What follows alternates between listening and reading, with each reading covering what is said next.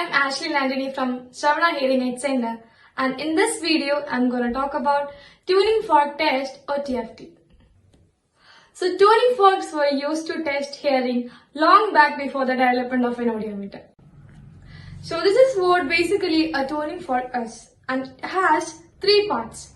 So this is called the prongs, which is the vibratory component of a tuning fork, and this one is called the stem, where it is being held, and this one is called as the base or foot plate. So the clinically used tuning forks are with the frequencies of 125 Hz, 256 Hz, 512 Hz and 1024 Hz. Now let's move on to the type of tuning fork test, which includes Rinne test, Weber test, Bing test and Swaback test. So first, let's see about Rinne test. Basically, a Rinne test compares air conduction and bone conduction of an individual.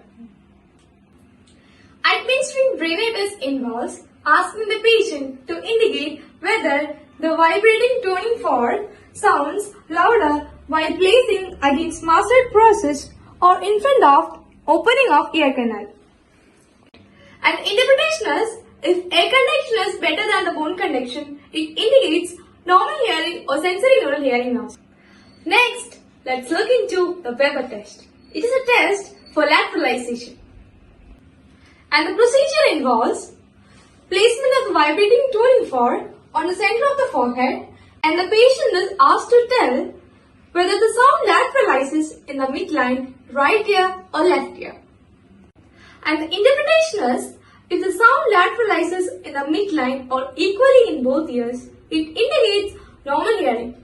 And if the sound lateralizes in the affected ear, it indicates conductive hearing loss. And if the sound lateralizes in the better ear, it indicates sensory neural hearing loss. And the next one is Bing test. Principle of Bing test is occlusion effect. And the procedure involves placement of the vibrating tuning fork against the mastoid process, and the patient is asked to report whether the closing off or opening of the ear canal sounds louder. Interpretation includes, if the tuning fork sounds louder by closing of the ear canal, it indicates normal hearing or sensory neural hearing loss. And if the tuning fork sounds louder by opening of the ear canal, it indicates conductive hearing loss. And the last one is Swaback test. It compares patient's hearing sensitivity to that of the examiners. And mostly it is not used in clinics because it differs from examiner to the examiner. Hope you got some information from this video. Thank you.